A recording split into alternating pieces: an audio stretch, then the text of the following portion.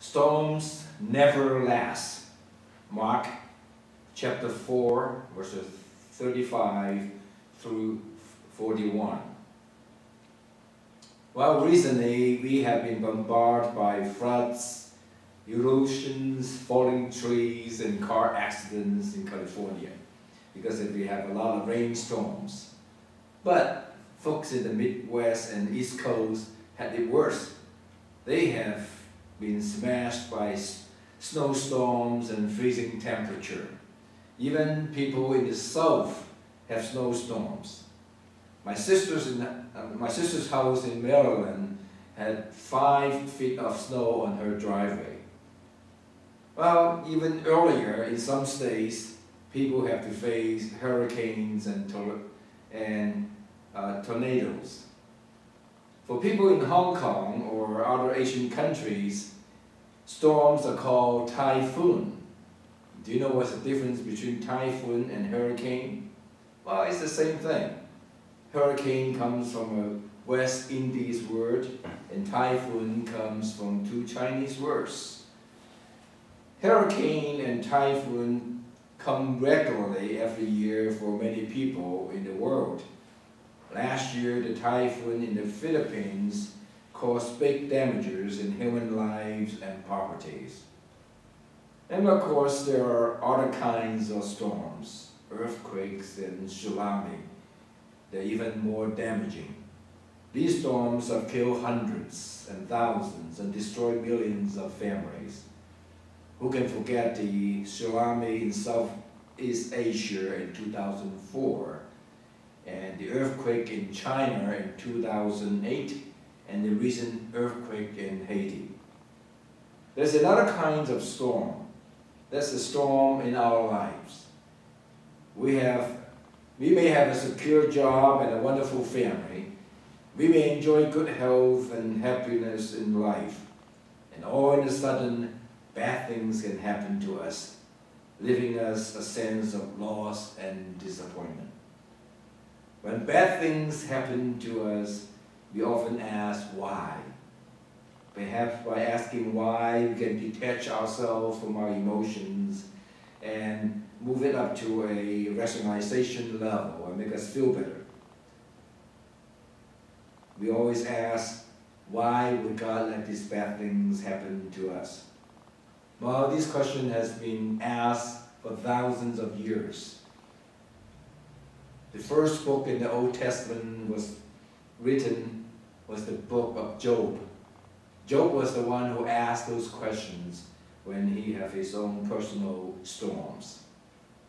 And of course, nowadays, we still ask that kind of question. Rabbi Harold Kushner wrote a book. It became the best-selling book, and the title was When Bad Things Happen to Good People. Well, today we do not intend to answer the question why, but we will look at the scripture today and learn some lessons for us to deal with storms. In Mark chapter 4, it talks about Jesus was calming the storm in the lake of Galilee. And what happened is Jesus, after preaching to a big crowd all day, he took a boat trip with his disciples to the other side of the lake. And then all of a sudden there was a big storm. And this kind of a sudden storm actually was pretty common in Lake of Galilee. It would come and go real quick and sudden. The waves are so rough, and at that time the boat where Jesus was on was soon filled with water. But at the time Jesus was still taking a nap in the stern. Then the disciples woke Jesus up and said, "Rabbi, didn't you care about us? We are about to drown." Jesus calmed the storm and said to them, "Why are you frightened? Do you still have no faith?" Now the lesson we can learn today is how Jesus linked faith with storm. Faith with storm. There are at least 3 things I could learn from this story. Number 1, no guest, no glory. After the long and tiring preaching to the big crowd, Jesus told the disciples to go straight over to the other side. Now, Jesus was intentionally letting his disciples to take risk. If Jesus is more safety-minded, and he would have asked the disciples to go around the lake, kind of hug the shore. Because we all know that, you know, a boat or a ship getting close to the shore will not be hit by storm that much. But yet, Jesus told the disciples to go straight, to go straight. Sometimes, we also have to take risks in our lives. And we may have having too much safety in mind, and we don't dare to take risks. However, this time, Jesus had to train the disciples to make big changes, because Jesus was going to turn them from fishermen, to fishers of people. And that takes a different mindset, and it takes changes. It takes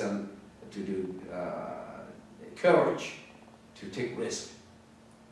So today, I hear Jesus calling us also to be brave. I hear Jesus telling us to go far from shore and straight across to the other side in our ministry.